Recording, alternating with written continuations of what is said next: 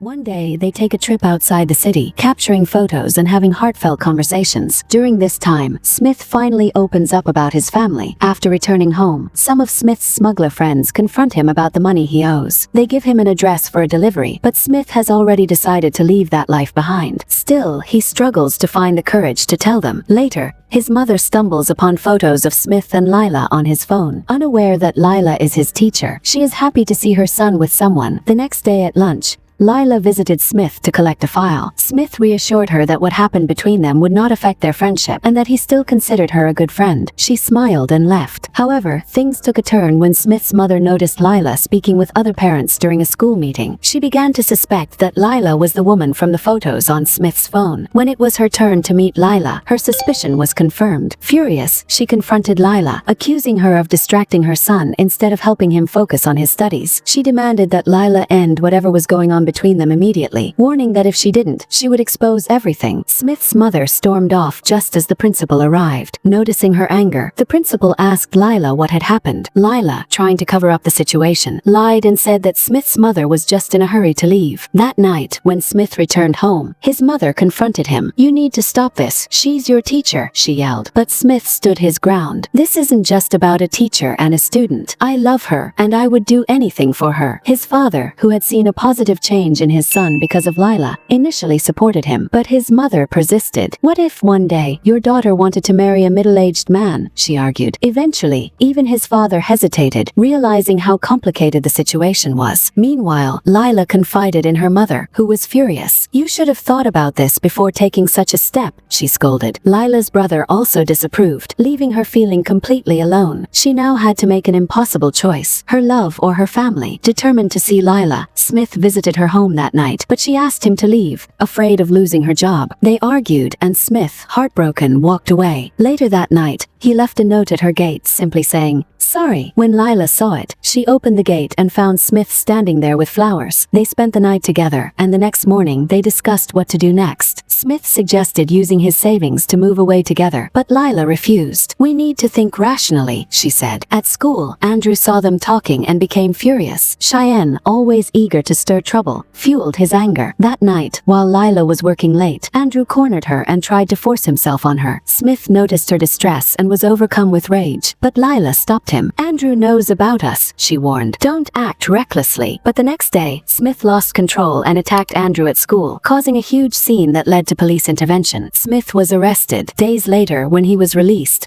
Lila was waiting for him outside the police station, but before he could reach her, his mother pulled him away, leaving Lila heartbroken. Determined to help Smith.